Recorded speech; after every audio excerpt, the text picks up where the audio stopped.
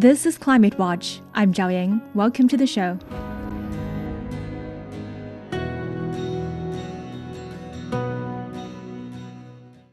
China's top legislature is deliberating on the draft of the country's first ever Ecological and Environmental Code.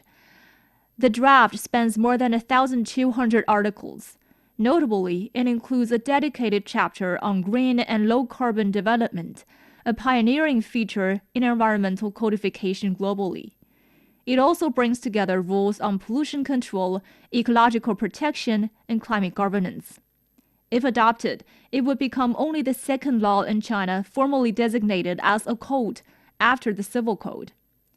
How significant is this move, and what could it mean for businesses, investors, local governments, and ordinary citizens?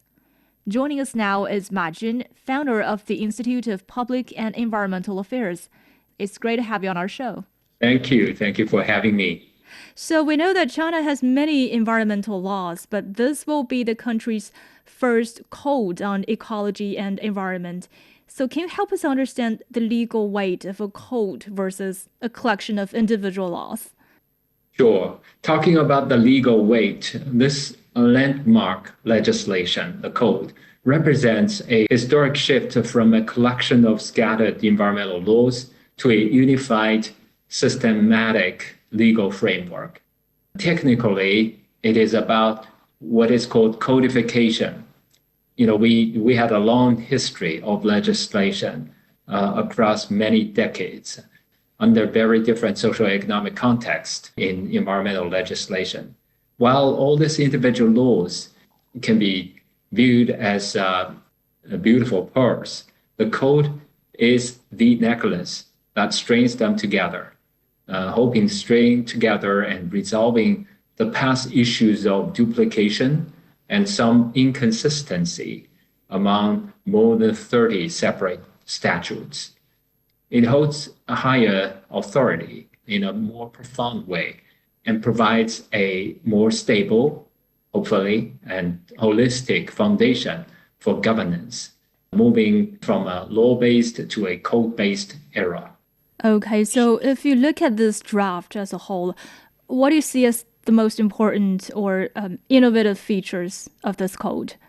And the code is distinguished by its comprehensive integration. Of course, that's the biggest feature, and forward-looking provisions. I have to say there have been not many environmental or ecological codes in the world. Only the few countries have that. The reason is because it really takes tremendous efforts and resources to try to put them together.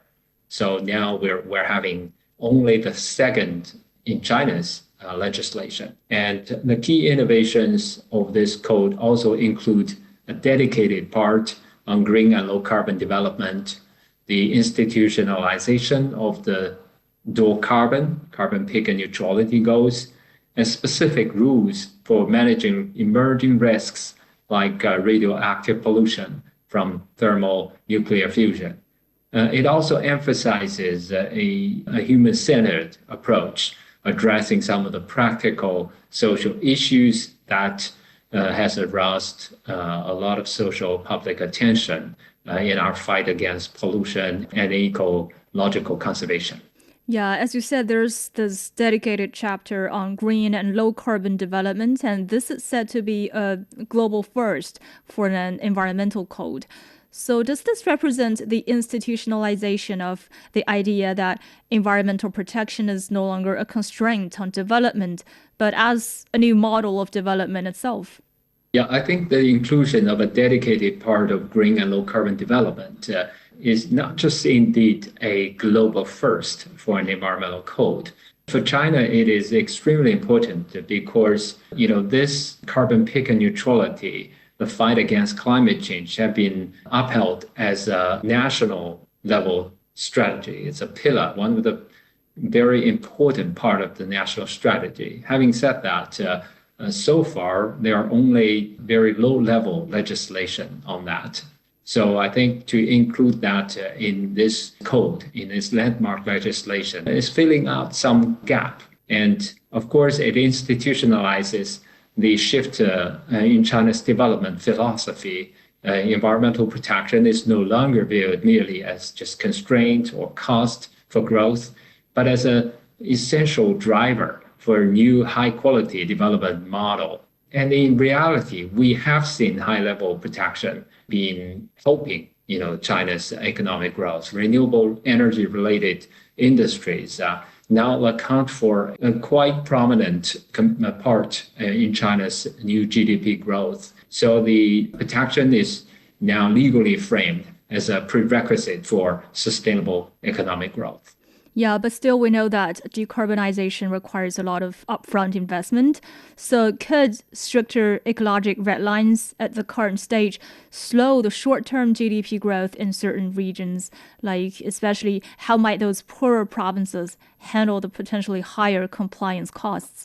Yeah, ecological red lines and regional economic balancing is an important issue. While stricter red lines may pose short-term challenges for GDP in some regions, the code introduces principles like forest for forest, grass for grass, to ensure a restoration is scientifically appropriate and economically viable to fit the context of different regions and to support poorer provinces or sectors facing high compliance costs. The code also provides for fiscal, tax, and financial incentives to encourage the technical and process innovation rather than simple cessation of activity. But when it comes to ecological red lines, I think so far over the past 10 years, China has made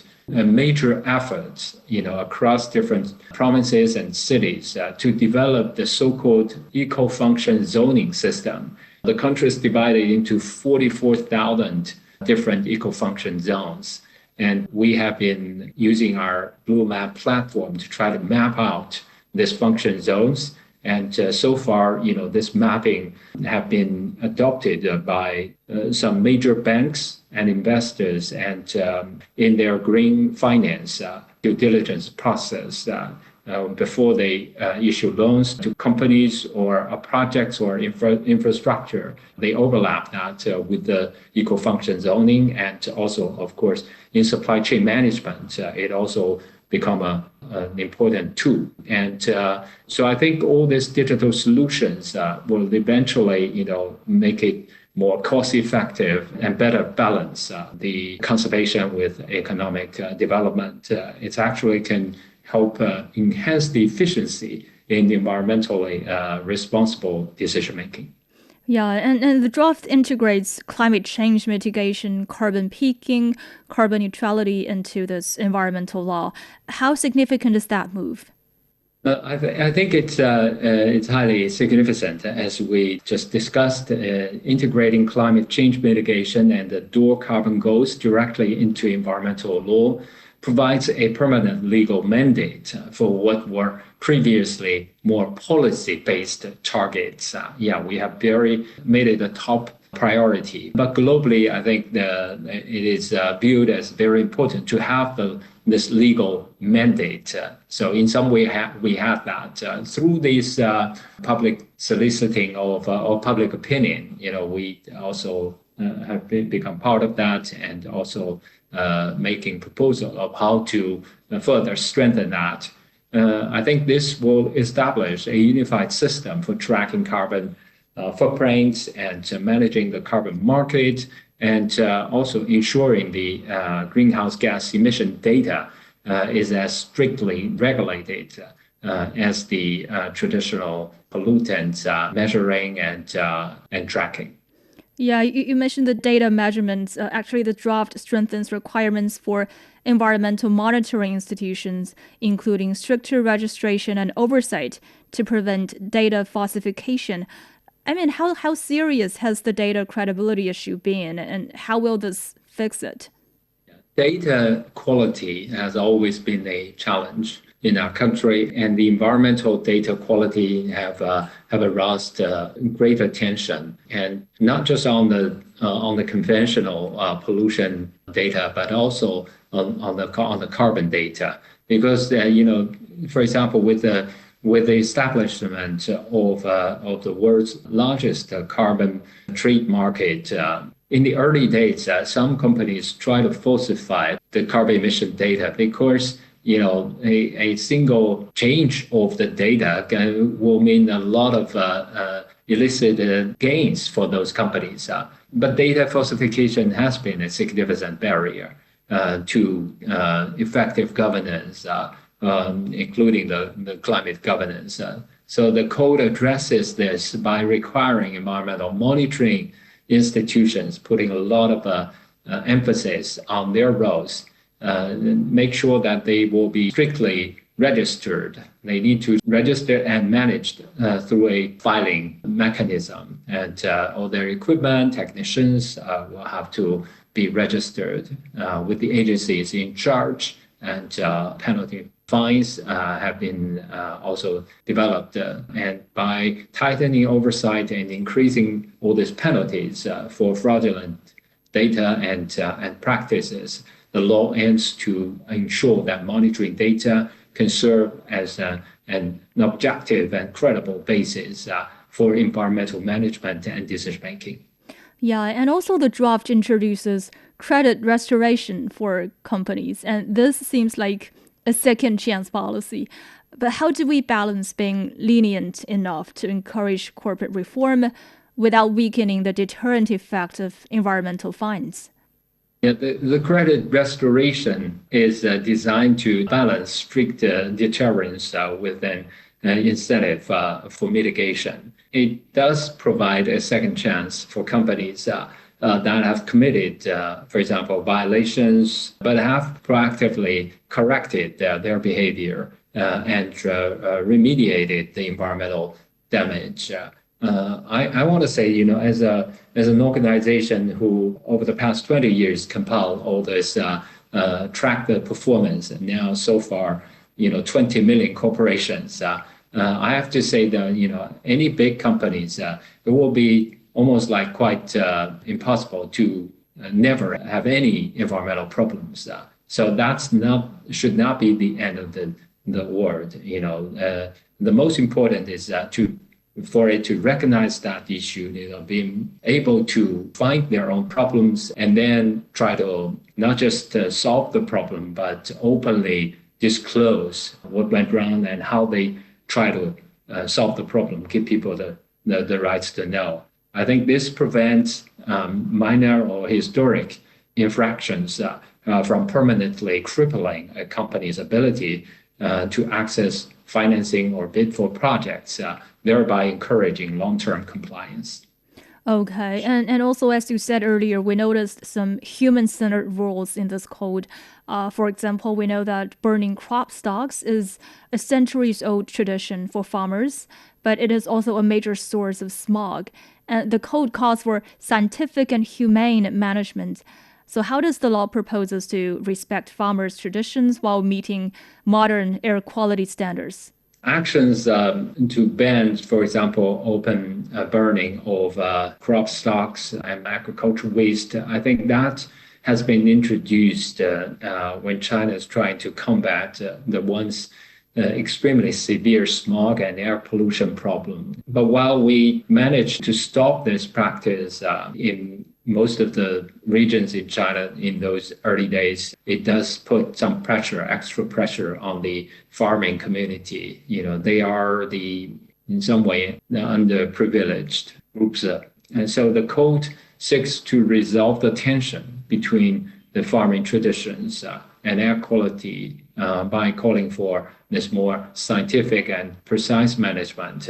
And instead of blanket bans, it emphasizes guiding farmers toward better utilization and providing technical support, acknowledging that management must respect the practicalities of rural life while meeting modern air standards. This is not a black and white issue. I just came back from a UN meeting held in Bangkok. Many parts of the world, including Southeast Asia and South Asia, this this open burning have caused a lot of air pollution problem, and it also could damage the health of the rural communities. There's a whole new requirements and policy and legislation. Doesn't mean that we should resume to the very old way, but actually try to encourage to find innovative solutions.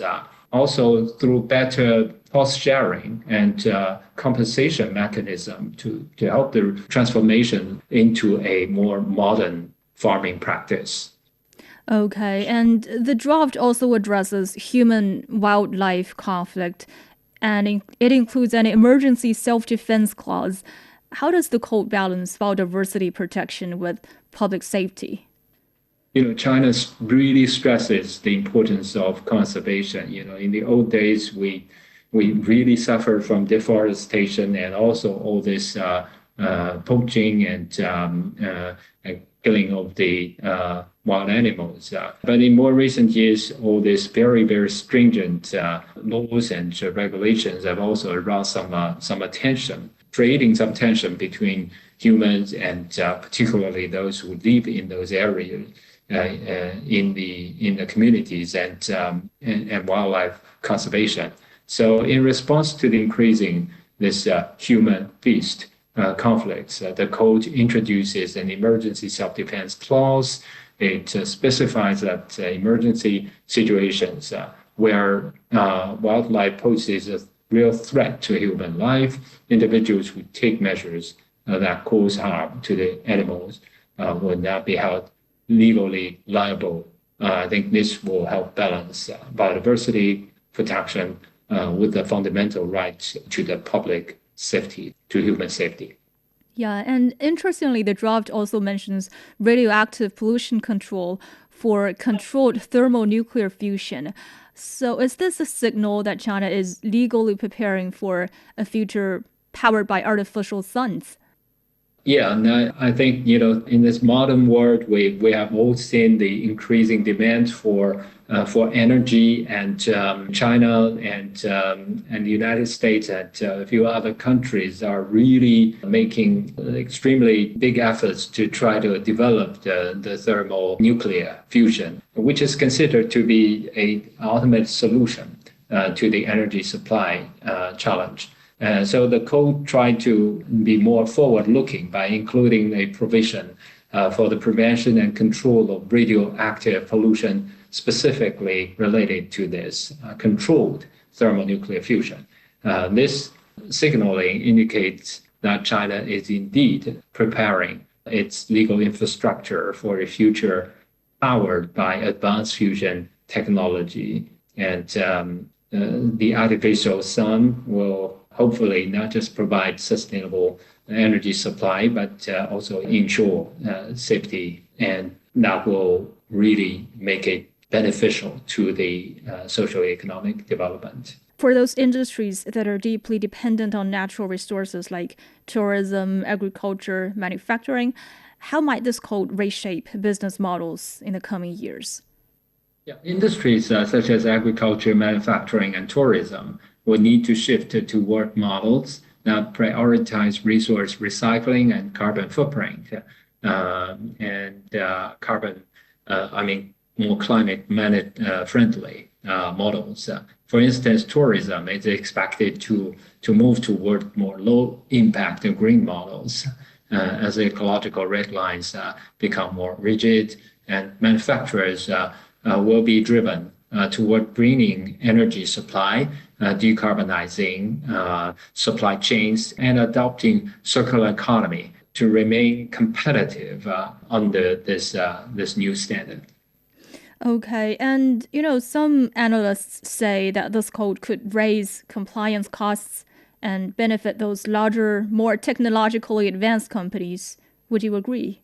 The integration of standards may initially raise compliance costs, which could favor larger, technically advanced, more capable companies that have the capital to invest in green transitions.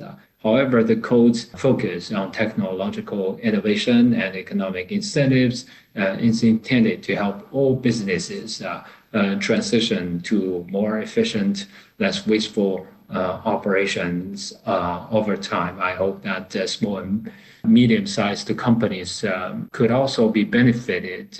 We have been involved in helping drafting, for example, the voluntary disclosure guidelines, which very much targeted helping small and medium-sized corporations to measure and disclose of their carbon emission in a more standardized way. Yeah, and what does this mean for investors? Does codification create greater legal certainty for investors?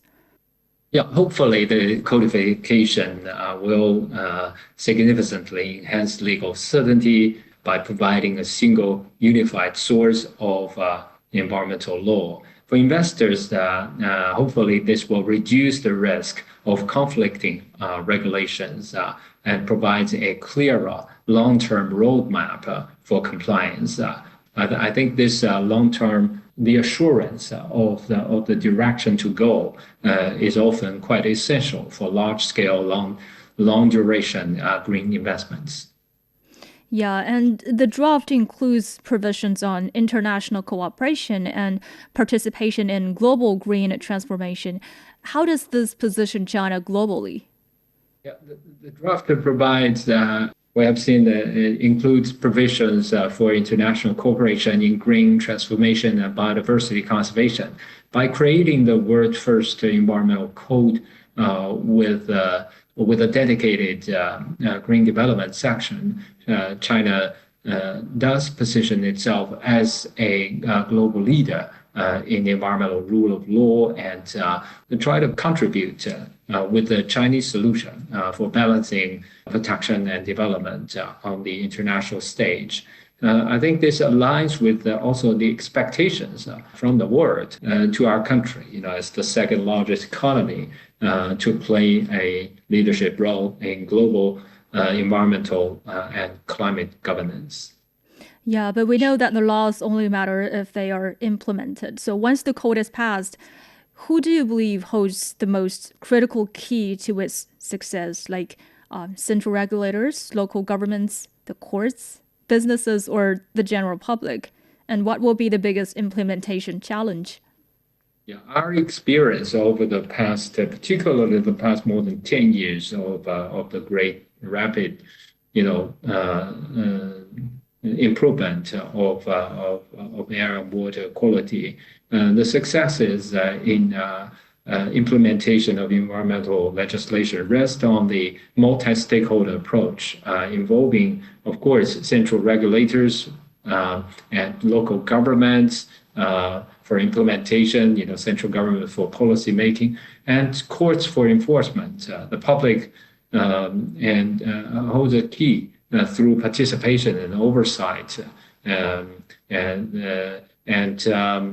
the corporations, of course, can be also proactively become a very important force in driving sustainability. So the biggest challenge always remain is now China's getting into the deep water phase of governance as we have significantly improved the PM 2.0, air quality and water quality. Each further reduction requires much more significantly efforts and investment. So this will require a total transformation of our energy supply, the industrial structure and way of transportation, and even the way for us to build our cities and the countryside. So this will be a very challenging, and we need a multi-stakeholder approach in an environmental governance. Okay, thank you, Ma Jun, founder and director of the Institute of Public and Environmental Affairs. Thank you so much for joining us. Thank you for having me. Thank you. And that wraps up this edition of Climate Watch. You can find more episodes on your favorite podcast platforms. Just search for Climate Watch and hit subscribe. Don't forget to leave us a quick review or share it with a friend. You can also email us at radio@cttn.com with your questions or feedback. And stay updated on the latest climate stories with our Substack newsletter, Climate Choices. I'm Zhao Ying. Thank you so much for listening. See you next time.